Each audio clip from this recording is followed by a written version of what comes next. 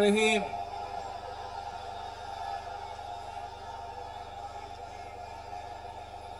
প্রিয় বাংলাদেশ,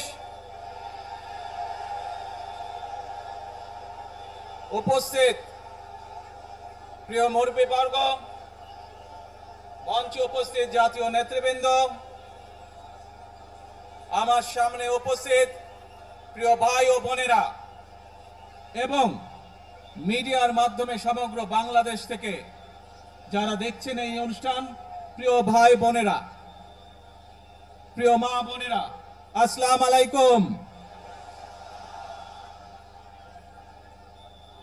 প্রিয় ভাই বোনেরা, আজ প্রথমেই আমি রব্বুল আলামিনের দরবারে হাজারো লক্ষ কোটি শুকরিয়া জানাতে চাই।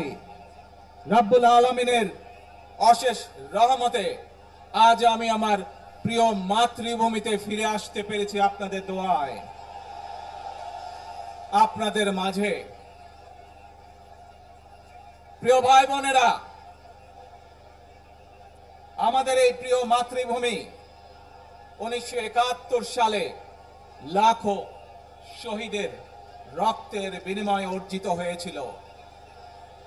ঠিক একইভাবে 75-এ আবার 7ই নভেম্বর আধিপত্যবাদীদের হাত থেকে রক্ষার জন্য সেদিন সিপাহী জনতার বিপ্লবের মাধ্যমে আধিপত্যবাদের হাত থেকে দেশকে রক্ষা করা হয়েছিল।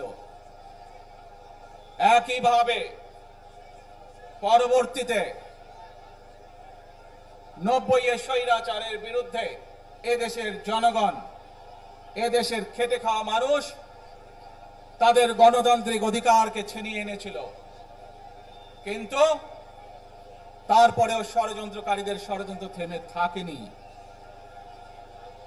আমরা তারপর দেখেছি 2024 সালে, 71 সালে এই দেশের মানুষ যেমন স্বাধীনতা অর্জন করেছিল, 2024 সালে এদেশের ছাত্র জনতা সহ সর্বস্তরের মানুষ, কৃষক, শ্রমিক, গৃহবধূ, নারী, পুরুষ, মাদ্রাসার ছাত্র সহ দল মত নির্বিশেষে, শ্রেণী পেশা নির্বিশেষে সকল মানুষ সেদিন 2024 সালের 5ই আগস্ট এই দেশের স্বাধীনতা এবং সার্বভৌমত্বকে রক্ষা করেছিল। প্রিয় ভাই বোনেরা, আজ বাংলাদেশের মানুষ কথা বলার অধিকার ফিরে পেতে চায়। তারা তাদের গণতান্ত্রিক অধিকার ফিরে পেতে চায়। বাংলাদেশের মানুষ চায় তারা তাদের যোগ্যতা অনুযায়ী ন্যায্য অধিকার পাবে। প্রিয় ভাই বোনেরা, আজ আমাদের সময় এসেছে সকলে মিলে দেশ গড়ার।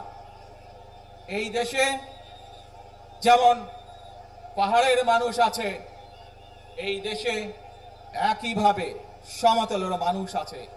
এই দেশে মুসলমান, বৌদ্ধ, খ্রিস্টান, হিন্দু সহ বিভিন্ন ধর্মের মানুষ বসবাস করে। আমরা চাই সকলে মিলে এমন একটি বাংলাদেশ গড়ে তুলব আমরা, যেই বাংলাদেশের স্বপ্ন একজন মা দেখেন, অর্থাৎ একটি নিরাপদ বাংলাদেশ আমরা গড়ে তুলতে চাই।